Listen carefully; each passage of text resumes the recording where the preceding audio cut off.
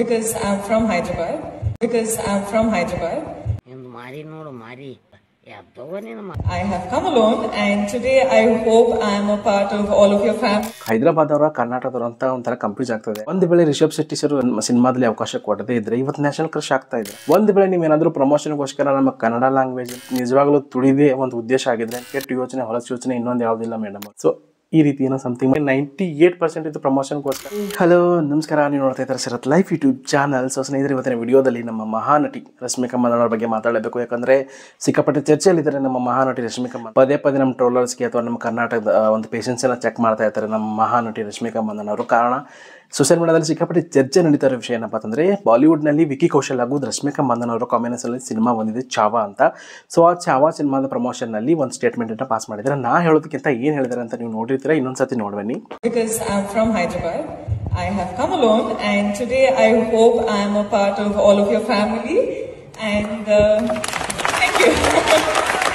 That's the message I wanted to say. So ನೋಡ್ಬೋದಲ್ಲ ಸ್ನೇಹಿತರೆ, Chhaava promotion ಅಲ್ಲಿ ಒಂದು ಸ್ಟೇಟ್ಮೆಂಟ್ ಅನ್ನು ಪಾಸ್ ಮಾಡ್ತಾರೆ. I am coming from Hyderabad ಅಂತ ಹೇಳ್ತಾರೆ. ಸೊ ಹಾಗಾಗಿ ಸಿಕ್ಕಾಪಟ್ಟೆ ಇವಾಗ ಚರ್ಚೆ ನಡೀತಾ ಇದೆ. ರಶ್ಮಿಕಾ ಮಂದಣ್ಣ ಅವರು ಹೈದರಾಬಾದ್ ಅವರ ಕರ್ನಾಟಕದವರು ಅಂತ ಒಂಥರ ಕಂಪ್ಯೂಸ್ ಆಗ್ತದೆ. ಯಾಕಂದರೆ ಸಿಕ್ಕಾಪಟ್ಟೆ ಒಡನಾಟ ಇರೋದು ಹೈದರಾಬಾದಲ್ಲಿ. ಸೊ ಹಾಗಾಗಿ ತುಂಬ ಇದ್ದಿರ್ಬೋದು ಒಡನಾಟ. ಆದರೆ ಯಾರಾದರೂ ನನಗನ್ಸೋ ಮಟ್ಟಿಗೆ ತಾನು ಅಂಬೆಗಾಲಿಟ್ಟು ಹೋಗಿರ್ತಕ್ಕಂಥ ಜಾಗ ಅಥವಾ ನಮ್ಮ ಕನ್ನಡ ಅಂತ ಇಟ್ಕೊಳ್ಳೋಣ ಆ ಮನೇನ. ಸೊ ಅಂಬೆಗಾಲು ಇಟ್ಕೊಂಡು ಬೆಳೆದಿರ್ತಕ್ಕಂಥ ಮೆಟೀರಿಯಲ್ ಕೊಟ್ಟಿರ್ತಕ್ಕಂಥ ಕನ್ನಡ ಜನರ ಆಶೀರ್ವಾದ ಮಾಡಿ ಬೆಳೆಸಿರೋದನ್ನ ಅಥವಾ ಹೆಂಗೆ ಒದ್ದು ಹೋಗ್ತಿದ್ದಾರೆ ಅಂತ ನೋಡಿದ್ರೆ ಸಾಕ್ಷಿ ಇಲ್ಲೇ ಇದೆ. ಯಾಕಂದರೆ ಒಂದು ವೇಳೆ ರಿಷಬ್ ಶೆಟ್ಟಿ ಸರ್ ರಕ್ಷಿತ್ ಶೆಟ್ಟಿ ಸರ್ ಸಿನಿಮಾದಲ್ಲಿ ಅವಕಾಶ ಕೊಡದೇ ಇದ್ದರೆ ಇವತ್ತು ನ್ಯಾಷನಲ್ ಕ್ರಶ್ ಆಗ್ತಾ ಇದ್ರ, ಇಂಟರ್ನ್ಯಾಷನಲ್ ಕ್ರಶ್ ಆಗ್ತಾ ಇರಲಿಲ್ಲ. ಸೊ ಅಷ್ಟು ಕೂಡ ಪರಿಜ್ಞಾನ ಇಲ್ವಾ ಮೇಡಮ್ ಅಂತ ನನಗನ್ಸುತ್ತೆ. ಯಾಕಂದರೆ ಸುಮಾರು ಸರ್ತಿ ರಶ್ಮಿಕಾ ಮಂದಣ್ಣ ನಿಜವಾಗ್ಲೂ ಬರಲಿಕ್ಕಿಲ್ಲ ಗುರು, ಪಾಪ ಟ್ರೋಲ್ ಮಾಡ್ತಿರ್ತಾರೆ. ನಿಜವಾಗ್ಲೂ ಕನ್ನಡ ಇಂಗ್ಲೀಷ್ ಮೀಡಿಯಮ್ ಅಥವಾ ಇಂಗ್ಲೀಷಲ್ಲಿ ಓದಿರ್ಬೋದು, ಕನ್ನಡ ಬರಲ್ವಾ ಅಂತ ತುಂಬ ಜನ ಅನ್ಕೋತಿದ್ರು. ಪಾಪ ಸುಮ್ಮನೆ ಟ್ರೋಲ್ ಮಾಡ್ತಾರೆ ಅಂತ ದೊಡ್ಡ ದೊಡ್ಡ ಸೆಲೆಬ್ರಿಟಿಗಳು ಕೂಡ ಹೇಳಿದರು, ಬೇರೆ ಭಾಷೆಲಿ ಹೋಗಿ ಸಿನಿಮಾ ಮಾಡಬಾರ್ದಾ, ಬೇರೆ ಭಾಷೆಲಿ ಬೆಳಿಬಾರ್ದಾ, ಸೊ ಯಾಕೆ ಟ್ರೋಲ್ ಮಾಡ್ತಾಯಿದ್ರು ಅಂತ. ಸೊ ಇವಾಗ ನಿಜವಾಗ್ಲೂ ಅನ್ನಿಸ್ತಿರೋದು, ನಿಜವಾಗ್ಲೂ ಆ ಎಮ್ಮ ಹಂಗೆ ಮಾಡೋದಕ್ಕೂ ಇವತ್ತು ಟ್ರೋಲ್ ಮಾಡೋದಕ್ಕೂ ನಿಜ ಅಂತ ಅನಿಸ್ತಿದೆ. ಯಾಕಂದರೆ ನಿಜವಾಗ್ಲೂ ಆ ಎಮ್ಮ ಹಂಗೆ ಮಾಡ್ತಾಳೆ. ಸೊ ಇಲ್ಲಿ ಇನ್ನೊಂದು ನನ್ನ ತಲೆಗೆ ಬರ್ತಿರೋದು ಏನಂತಂದರೆ, ಚಾವಾ ಸಿನಿಮಾದ ಪ್ರಮೋಷನ್ಗೋಸ್ಕರ ಏನಾದರೂ ಈ ಥರ ಮಾಡಿದ್ರ. ರಶ್ಮಿಕಾ ಮಂದಣ್ಣ ತುಂಬ ಟ್ರೋಲ್ ಮಾಡಿದ್ದಕ್ಕೆ, ನೆಗೆಟಿವಲ್ಲಿ ಸೋಷಿಯಲ್ ಮೀಡಿಯಾದಲ್ಲಿ ಪೋಟ್ರೆ ಮಾಡಿದ್ದಕ್ಕೆ ಒಂದು ದೊಡ್ಡ ಪಾಠನೇ ಬರೆದಿರ್ತಾರೆ.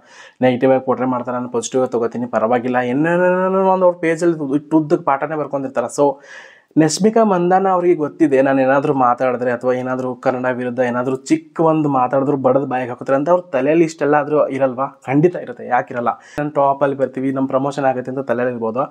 ಒಂದು ವೇಳೆ ನೀವೇನಾದರೂ ಪ್ರಮೋಷನ್ಗೋಸ್ಕರ ನಮ್ಮ ಕನ್ನಡ ಲ್ಯಾಂಗ್ವೇಜನ್ನು ನಿಜವಾಗ್ಲೂ ತುಳಿದೇ ಒಂದು ಉದ್ದೇಶ ಆಗಿದ್ರೆ ನಿಮ್ಮಂಥ ಕೆಟ್ಟ ಯೋಚನೆ ಹೊಲಸು ಯೋಚನೆ ಇನ್ನೊಂದು ಯಾವುದಿಲ್ಲ ಮೇಡಮ್ ಅವ್ರೆ ಅಂತ ನನಗನ್ಸುತ್ತೆ. ಯಾಕಂದ್ರೆ ಇವಾಗ ನಿಮಗೆ ಕನ್ನಡದಲ್ಲಿ ಇಷ್ಟೊಂದು ಪ್ರೀತಿ ಎಲ್ಲ ಕೊಟ್ಟಿದ್ದಾರೆ, ಒಪ್ಕೋತೀವಿ. ಹೈದರಾಬಾದಲ್ಲಿ ಹೋಗಿಬಿಟ್ಟು ನಿಮ್ಗೆ ಯಾರೋ ಒಬ್ಬರು ಅಮ್ಮ ತುಂಬ ಪ್ರೀತಿ ವಿಶ್ವಾಸ ಕೊಟ್ಟು ತುಂಬ ಕ್ಲೋಸ್ ಆಗಿರ್ತಾರೆ. ಸೊ ಹಾಗಾಗಿ ಇವ್ರು ನಮ್ಮ ಅಮ್ಮ, ಅವ್ರು ನಮ್ಮ ಅಮ್ಮ ಅಲ್ಲ ಅಂತೀರಾ. ಸೊ ನಿಮ್ಮ ಹಳೆ ತಾಯಿನ ಬಿಟ್ಬಿಟ್ಟು ಬೇರೆಯವ್ರನ್ನ ಇವರೇ ನಮ್ಮ ಅಮ್ಮ ಅಂತ ಹೇಳಕ್ಕೆ ಸಾಧ್ಯನಾ? ಸೊ ಹಾಗಾಗಿ ಕರ್ನಾಟಕ ಅಂದರೆ ನಿಮ್ಗೆ ಇಷ್ಟ ಇಲ್ವೋ ಅಥವಾ ಕನ್ನಡ ಲ್ಯಾಂಗ್ವೇಜ್ ಇಷ್ಟ ಇಲ್ವೋ ಯಾಕಂತ ನಿಜವಾಗ್ಲೂ ಈ ಅಮ್ಮ ಪದೇ ಪದೇ ಮಾಡ್ತಾ ಇರೋದು. ಕರ್ನಾಟಕದಲ್ಲೂ ಕೂಡ ಕರೆದು ಅವಾರ್ಡ್ ಎಲ್ಲ ಕೊಟ್ಟಿದ್ದಾರೆ, ಅತ್ಯುತ್ತಮ ಸಾಧಕಿ ಅಂತ.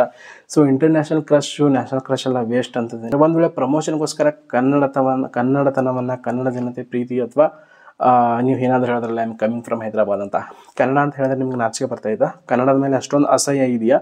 ಸೊ ಇಲ್ಲಿ ಹುಟ್ಟಬೇಕಾದ್ರೆ ಪುಣ್ಯ ಮಾಡಿರ್ಬೇಕಂತ ಒಬ್ಬೊಬ್ರು ಹೇಳ್ತಿರ್ತಾರೆ. ಅಂಥದ್ರಲ್ಲಿ ಈ ಅಮ್ಮನಿಗೆ ಬೆಳಿಬೇಕಾದ್ರೆ ಕನ್ನಡ ಬೇಕು, ಕನ್ನಡತನ ಬೇಕು, ಕನ್ನಡಿಗರ ಆಶೀರ್ವಾದ ಬೇಕು.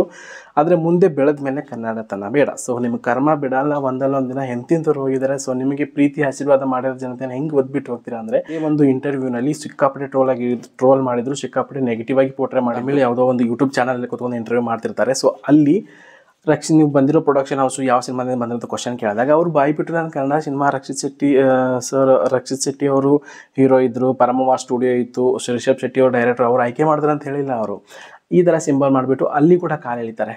ಸೊ ಈ ರೀತಿ ಏನೋ ಸಮಥಿಂಗ್ ಮಾಡಿ ನೀವು ನೆನಪಿರ್ಬೋದು, ಸಿಕ್ಕಾಪಟ್ಟೆ ಟ್ರೋಲ್ ಕೂಡ ಆಯಿತು. ಈ ಥರ ಸಿಂಬಲ್ ಮಾಡಿಬಿಟ್ಟು ಅದ್ರ ಹೆಸರನ್ನು ಪೋಟ್ರೆ ಮಾಡ್ತಾರೆ. ಸೊ ಅವಾಗ ಕೂಡ ಸಿಕ್ಕಾಪಟ್ಟೆ ಟ್ರೋಲ್ ಆಯಿತು, ಅದು ಕೂಡ ನಮ್ಗೆ ಇಷ್ಟ ಆಗಲಿಲ್ಲ. ಸೊ ಹಂಗಾಗಿ ಇವಾಗ ಇನ್ನೊಂದು ಟಾಪಿಕ್ ಏನಪ್ಪ ಅಂತಂದರೆ, ಹೈದರಾಬಾದಲ್ಲಿ ವಿಜಯ್ ದೇವರಕೊಂಡ ಹಾಗೂ ರಶ್ಮಿಕಾ ರಿಲೇಷನ್ಶಿಪ್ಪಲ್ಲಿದ್ದಾರೆ, ಮದುವೆ ಆಗ್ತಾರೆ ಅಂತ ಎಲ್ಲ ಗಾಸಿಪ್ ಇದೆ. ಸೊ ಹಾಗಾಗಿ ಇನ್ನೂ ಮದುವೆ ಆಗಿಲ್ವಲ್ಲ, ಆವಾಗಾದರೂ ಹೇಳ್ಬೋದಲ್ಲ. ಮದುವೆ ಆಗಿ ಹೋದ್ಮೇಲೆ ಯಾವಾಗ ಹೇಳ್ಬೋದು, ಹೈದರಾಬಾದ್ ಸೊಸೆ ಆದಮೇಲೆ ಹೇಳ್ಬೋದು. So I am coming from ಅಂತ. ಮದುವೆ ಆಗಿಲ್ಲ, ಏನೂ ಆಗಿಲ್ಲ. ಸೊ ಇವಾಗ I am coming from Hyderabad ಅಂತ ಆ ಒಂದು ಥಾಟ್ ಇಟ್ಕೊಂಡಿರ್ಬೋದು ಬಹುಶಃ ಅಷ್ಟೊಂದು ಸ್ಟ್ರಾಂಗ್ ಆಗಿ ರಿಲೇಷನ್ಶಿಪ್ಪಲ್ಲಿ ಇದ್ದು I am coming from Hyderabad ಅಂತ ಹೇಳಿರೋದು ನಿಜ ಇರ್ಬೋದು. ಯಾಕಂದರೆ ಇದೆಲ್ಲ ಹೋಲಿ ಬಿಡಿ ನಿಮಗೆ ಯಾಕೆ ಅವ್ರ ಪರ್ಸನಲ್ ಲೈಫ್ ಅಂತ ಅನಿಸ್ತಿರ್ಬೋದು. ಯಾಕಂದರೆ ಒಂದು ದೊಡ್ಡ ನಟಿ ಆದಮೇಲೆ ಸಿಕ್ಕಾಪಟ್ಟಿ ಅವರ ಫಾಲೋವರ್ಸ್ ಇರ್ತಾರೆ, ಅವ್ರು ಏನಾದರೂ ಮಾಡಿದ್ರು ಕೂಡ ದೊಡ್ಡ ದೊಡ್ಡ ನ್ಯೂಸ್ ಆಗುತ್ತೆ. ಸೊ ಹಾಗಾಗಿ ಬೇರೆಯವ್ರು ಫಾಲೋ ಮಾಡ್ತಿರ್ತಾರೆ, ಅವ್ರನ್ನ ಕಲಿತಾ ಇರ್ತಾರೆ. ಸೊ ಅಂಥವ್ರಿಗೆ ಏನು ಮೆಸೇಜ್ ಕೊಡ್ತಾ ಇದ್ದಾರೆ ರಶ್ಮಿಕಾ ಮಂದಣ್ಣ ಅಂತ ನಮಗೆ ಅನಿಸುತ್ತೆ. ಸೊ ಹಾಗಾಗಿ ಹೈದರಾಬಾದ್ ಸೊಸೆ ಆದಮೇಲೆ ಹೇಳಿದರೆ ಸ್ವಲ್ಪ ಶೋಚನೀಯವಾಗಿತ್ತು ಅಂತ ನನಗೆ ಅನಿಸುತ್ತೆ. ಆಗದೇ ಇರೋದು ಎಲ್ಲೋ ಒಂದು ಕಡೆ ನಮ್ಮ ಕರ್ನಾಟಕಕ್ಕೆ ಅವರು ಅವಮಾನ ಮಾಡಿದಂಗೆ ಅವಮಾನ ಮಾಡ್ಕೊತ ಬಂದಿದ್ದಾರೆ, ಅದನ್ನು ಸಹಿಸ್ಕೊಂಡು ಬರ್ತಾ ಇದ್ದಾರೆ. ಸೊ ಇನ್ಮೇಲೆ ಬಹುಶಃ ಕನ್ನಡ ಸಿನಿಮಾದಲ್ಲಿ ಅಥವಾ ಕನ್ನಡದ ಒಂದು ಹೃದಯಗಳಲ್ಲಿ ರಶ್ಮಿಕಾ ಮಂದಣ್ಣ ಅವ್ರ ಜಾಗ ಎಲ್ಲೋ ಒಂದು ಸ್ವಲ್ಪ ಇತ್ತು. ಕನ್ನಡದ ಹುಡುಗಿ ಅಲ್ಲಿ ಹೋಗಿ ಹೆಸರು ಮಾಡಿರೋದು ಸ್ವಲ್ಪ ಹೆಮ್ಮೆ ಇತ್ತು. ಸೊ ಈ ಒಂದು ಸ್ಟೇಟ್ಮೆಂಟ್ ಕೊಟ್ಟ ಮೇಲೆ ನಿಜಕ್ಕೂ ಒಂದಿಷ್ಟು ಜಾಗನ ಕೂಡ ಕಳ್ಕೊಂಡ್ರಿ ಅಂತ ನನಗನ್ಸುತ್ತೆ. ಸೊ ದಯವಿಟ್ಟು ಪ್ರಮೋಷನ್ಗೋಸ್ಕರ ಏನಾದರೂ ಈ ಥರ ಕನ್ನಡತನವನ್ನು ಕೆಳಗಡೆ ಬೆಳೆಸ್ಕೊಂಡು ಅವ್ರಿಗೆ ಗೊತ್ತಿದೆ, ಅಷ್ಟು ಗೊತ್ತಿಲ್ವಾ?